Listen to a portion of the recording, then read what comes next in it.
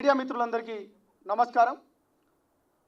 నేను మీ సంపత్ నాయక్ని, ఉస్మానియా జేఏసీ అధ్యక్షుడిని, అదేవిధంగా జనసేన విద్యార్థి విభాగ రాష్ట్ర అధ్యక్షుడిని. మిత్రులారా, అణిచివేత అధికమైనప్పుడు తిరుగుబాటు మొదలైతే అది తెలంగాణ గడ్డకి ఇప్పటి నుంచి కాదు, కొన్ని వందల సంవత్సరాల నుంచి ఉంది. మిత్రులారా, నేను ఎందుకంటే మిత్రులారా, ఇదే సినిమా ఇండస్ట్రీలో తెలంగాణ మూమెంట్తో కొట్లాడేటప్పుడు నేను తెలంగాణ ఫిల్మ్ ప్రొడక్షన్ ఫోర్స్ అధ్యక్షుడిగా ఉన్నాను. నేను Telangana movie artist association general సెక్రటరీగా కూడా ఉన్నాను గతంలో. ఇప్పుడు కూడా మన Telangana movie artist association general సెక్రటరీగా కూడా ఉన్నాను. అయితే నాకు ఈ విషయం పైన క్రాక్ మూవీ డిస్ట్రిబ్యూటర్ నైజాంకు సంబంధించి నాకు తమ్ముడు సిద్ధు గారి దగ్గర నుంచి నాకు ఒక కాల్ వచ్చింది. అన్నా, మనం చాలా ప్రాబ్లమ్స్ మీద కొట్లాడతాం కదా, ఇప్పుడు తెలంగాణలో కూడా తెలంగాణ రాష్ట్రం వచ్చిన తర్వాత కూడా మనం ఇంతకు ముందుకేమో నిజామంతో కొట్లాడినాం, ఇంతకు ముందేమో వేరే ఆంధ్ర రాజకీయ నాయకులతో కొట్లాడినాం. ఇలా తెలంగాణ వస్తే తెలంగాణలో చదువుకున్న బిడ్డలతో ఇవాళ పైకి రానియకుండా ఇక్కడున్న కొన్ని గద్దలతో ఇవాళ కొట్లాడాల్సిన అవసరం ఉందన్న అనుకుని నాకు ఆ తమ్ముడు సిద్ధు అనేటైనా కాల్ చేసిండు. ఏమైంది తమ్మి, విషయం ఏందని చెప్పినాను. అప్పటికి సీను గారి గురించి చెప్పిండు. అన్న, నా పేరు సీను, నేను ఇట్లా క్రాక్ మూవీకి నైజాం మొత్తం డిస్ట్రిబ్యూషన్ చేస్తున్నానన్న, నాకు ఒక ప్రాబ్లం ఉందన్న, నేను ఇలా చనిపోయే స్థితిలో ఉన్నానా, నన్ను ఆల్మోస్ట్ వీళ్ళందరూ బాధ పెడుతున్నారు. ఇది 1 సంవత్సరం నుంచి కాదన్న, ఇది 10 నుంచి 15 ఏళ్ళ నుంచి జరుగుతుందన్న. మీకు దయచేసి చెప్తున్నా, మీరు ఇప్పుడు ఎక్కడున్నా నేను మిమ్మల్ని కలవాలి, నాకు ప్రాబ్లం అన్న అని చెప్పింది. ఏం ప్రాబ్లం బ్రదర్ అని చెప్పేసరికి, అన్న, మంచిగున్న క్రాక్ సినిమాను ఇవాళ చంపి వేస్తున్నారన్న, లిటరల్గా నా గొంతుకు వస్తున్నారు. కరోనా సమయంలోనే మొత్తం యావత్ ప్రపంచం మొత్తం షట్ డౌన్ అయిన రోజుల్లోనే మొన్నటి నుంచి థియేటర్లు ఓపెన్ చేస్తే పెద్ద సినిమాలు ఎవడూ ధైర్యం చేయకపోతే నేను వచ్చి నష్టపోతానని తెలిసి కూడా ఇవాళ నేను కొంచెం ధైర్యంతో నేను ఇవాళ ఈ సినిమాని రిలీజ్ చేస్తే నా థియేటర్లను అనవసరంగా లాక్కుంటున్నారన్న అని చెప్పిండు. ఎవరు లాక్కుంటున్నారు బ్రదర్ అని చెప్పిన. ఎవరు లాక్కుంటున్నా అంటే సునీల్ గారికి, అదేవిధంగా శిరీష్ రెడ్డి గారికి, అదేవిధంగా దిల్ రాజు గారికి. ఈ ముగ్గురు విషయంలో శిరీష్ రెడ్డి గారు నాకు చాలా ప్రాబ్లం చేస్తున్నారు, దిల్ రాజు గారు నాకు చాలా ప్రాబ్లం చేస్తున్నారు అని చెప్పారు.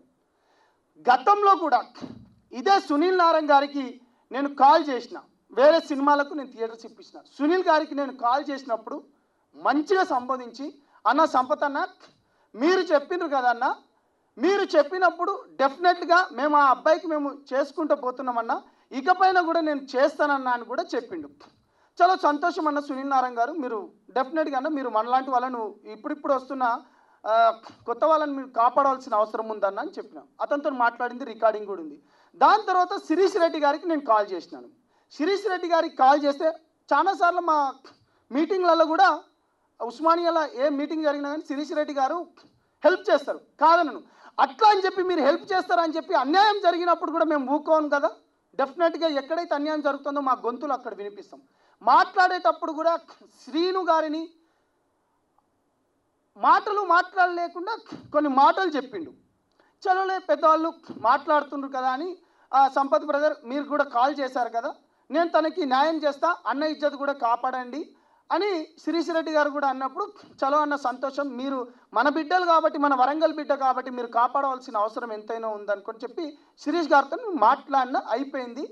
దాని తర్వాత ఎన్నిటికి 1-2 వరకు మాట్లాడేసిన అయిపోయింది. సాయంత్రం ఈవినింగ్ వరకు, ఇక నెక్స్ట్ డే మార్నింగ్ వరకు, రాత్రి మన మిత్రునికి నిద్ర పడతలేదు.